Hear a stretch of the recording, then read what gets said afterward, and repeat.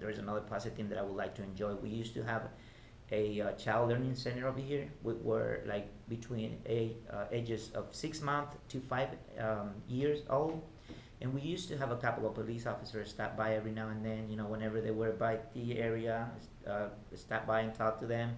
And the kids start on the beginning. They were a little bit of afraid, like saying, "Oh no, I don't want to see them. They came to my house and they took my dad." So they were like those negative things that they have in their mind. By then coming in over here, getting to know them, talking to them, I think it made it up. Like at the end, when are they coming back? You know, they will see the car and they will run to the car. They were trying to get jump on them and stuff like that. So that was beauty. I mean, and especially in those ages. So I think that's what we want to see more. And when I say getting more closer to the community, and I know once again, manpower is a is an issue, but whenever there's an opportunity, I think there is a lot of places that there are a lot of kids, there are a lot of youth, and there are a lot of parents, that we can come back and say, hey, here we are. We're here to serve you. You don't have to be afraid of me. Unless you do something wrong, definitely, then it's way different. But other than that, I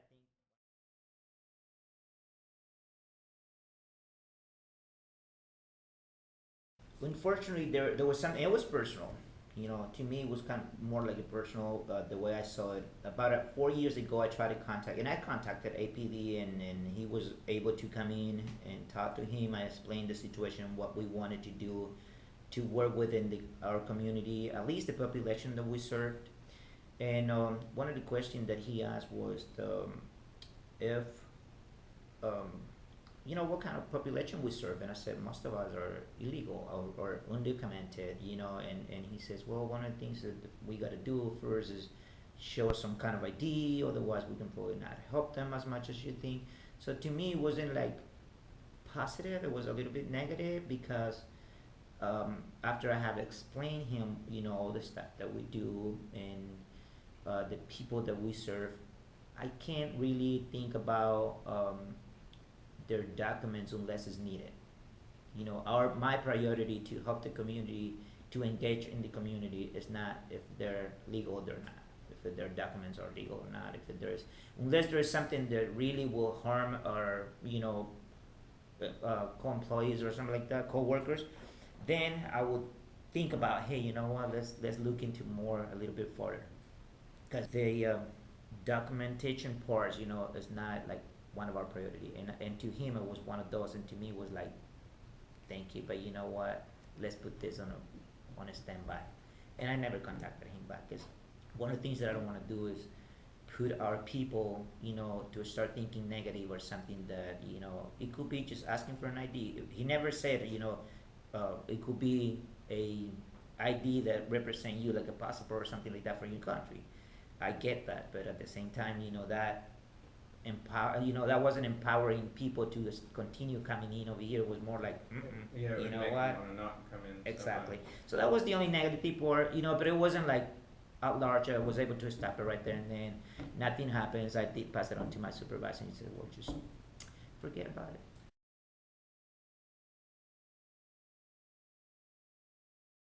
I think they're doing something great nowadays, and I have experienced some good things. I used to work with Officer Aguilar, who deals a lot with kids, or kids moving into youth, and actually keep them then straight and focused to continue their education, and also um, opening then avenues to see the future, based on what they can actually pursue in careers. And that was something that I definitely did enjoy. The other thing that I enjoy was seeing APD coming in to talk to our kids, tell them what they probably are foreseeing bad, because when they see the uniform, when they see them coming in to do their job, they're probably not taking it the right way, and they're kind of afraid on the beginning, and not until you start talking to them and you start seeing what they do, and that they are capable of doing it too in the future. So that, I think that makes it a positive teen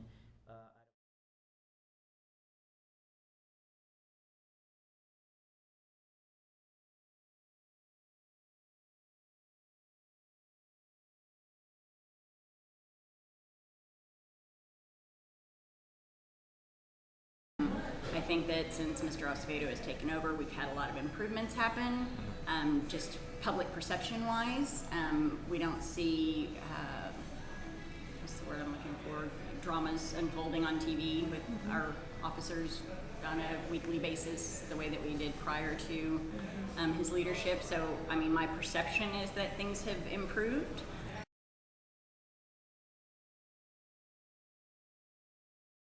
So I think one of the problems of immigration enforcement interacting with police work in the community is that people are fearful of the police, and I think rightfully so, because they know that people get deported.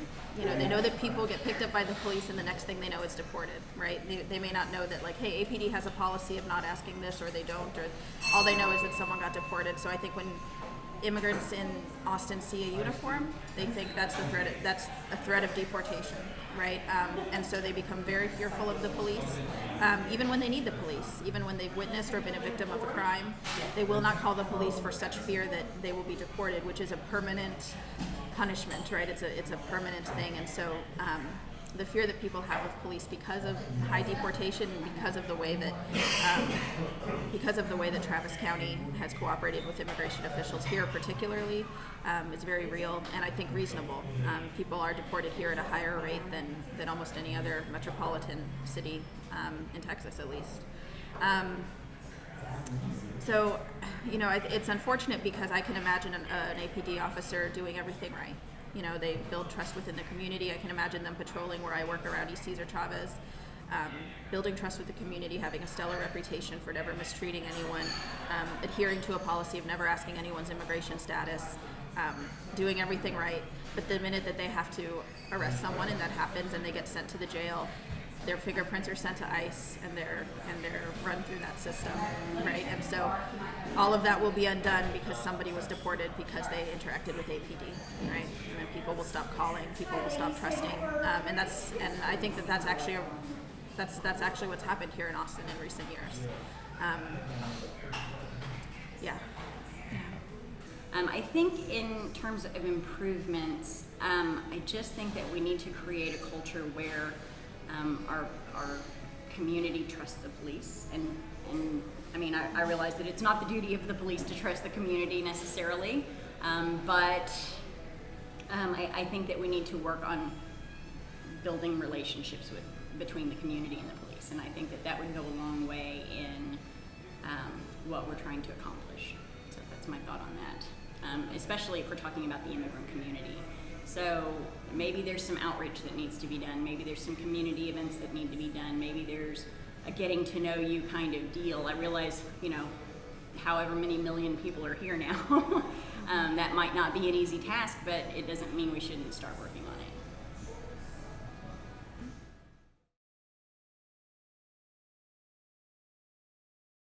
My expectation of the Austin Police Department and their officers is to conduct themselves in a professional manner, I know it's hard to not take things personally, but some officers are very good at that, at distancing themselves from the situation and saying, okay, this is not personal, this is just situational, but others are not, so maybe that. I think maybe cultural sensitivity training might be appropriate. I expect them to care about the community that they're serving, and that doesn't just mean the ones that they're protecting, but the ones that they're protecting us from, right? We're all human, and there's probably not one person in this city that, with the right set of circumstances or a little less luck, could not have been behind bars. So, I mean, it's a very delicate balance, so just trying to do a little better than the day before, just like everybody else.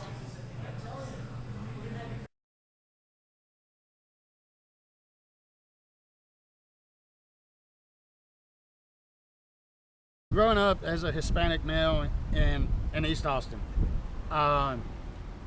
it was very rough. I probably had more bad experiences with APD than I had good. But in all, I had a great grandmother, and she said, "Mijo, even your worst examples can be the best in life."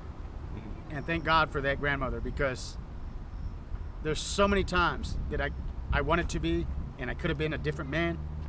But if it wasn't for that woman, not only did she save my own life, but she probably helped save lives of some of these officers. Because now these days, how you see all these extreme, personalities and people that are taking the lives of officers because they feel this is the only sense of justice.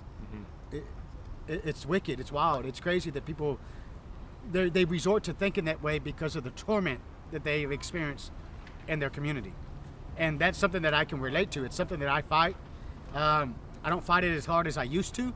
It took years to get out of all the negativity and discouragement that I got from Austin Police Department. That was probably one of the worst things, is the discouragement that I got from the department. Gotcha.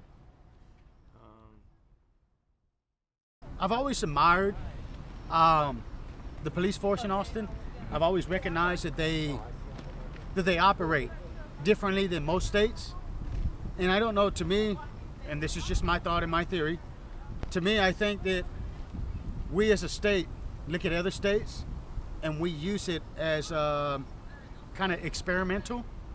And I think this is where we get some of the best dialogue, some of the best creativity in the police in here in Austin, because I do see where they try. And you got to give effort for that at least. Maybe some people don't agree and can't even accept it. But when I see officers like Thursday night come out there and really be sensitive to me as a man, you don't really expect to hear another man say, hey, I need you to be sensitive to me. You don't hear that from a man. But for them to automatically give that to me, that shows respect. It shows a lot more than respect. It shows courage. It shows compassion. It shows love. It shows what we need in the community. At one time, it was a little more, you felt a little more intimidated because of the fact that it was almost like a stereotype kind of thing. As far as treating you like if you were from somewhere else, and not from the United States, I'm talking about 11 years ago. I mean, it was there were really a lot of more aggressive, more rude, sometimes disrespectful.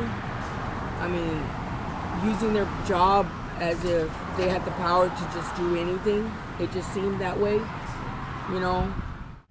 But now, especially since all this stuff going on in other states, with the police and all that like that, I just feel like, I've not seen anything yet, as of yet, where the police are disrespectful.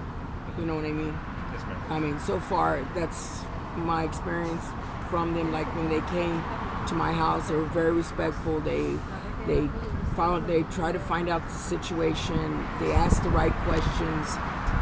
They did their job. I believe like their leadership is directing them in that way. So I think that, maybe their leaders or the ones that are above them are directing them in the right way. You know what I mean? Yeah, okay. I have to give it to them the same, because I wouldn't want that job, to be honest with you, being a police officer. Because once you're a cop, people don't respect you in a certain manner that they should. You know what I mean? But then again, when cops come, you already know what's going to, you know what I mean? You already know what's going to happen. So it's partly the person's fault, is how I see it. You don't do nothing if you don't want them to come. You see what I'm saying? So I believe that they're doing their job, and that's what they need to do. And they've done a good job recently. So, I don't have nothing bad to say as of yet. You never know. Understood. Cosas que la policía puede hacer mejor. Tal vez, digo por mi experiencia, más vigilancia, porque en esta semana ya me roban 2 veces aquí. Well, he said for his experience, he would like more officers to be looking around here, because in this week we've been robbed 2 times. 2 times. 3 days ago and last night. Last night, solo desplugaron los. Yeah, because last night they only unplugged our taco stand. But last time they opened the window, they took our money and stuff. Are there any places where you'd like them to improve? lugares que usted piensa que deben improvisar? Pues ahorita aquí, que nos han robado. Still patrolling Visit them. around here. Yeah, more patrolling for less crime. Do you think it would be helpful to have more Spanish-speaking officers? ¿Cree que sería mejor que si hubiera más oficiales que hablaran en español? Tal vez, puede ser, pero pues al igual trata uno de buscar la forma como hablar con ellos. Well, yeah, but she thinks like right now it's kind of okay because some people can look for the foreign to speak with them, communicate with them. But if they could get some more Spanish people, officers, it will be better because some people really don't know that much English. Thank you very much. Thank you.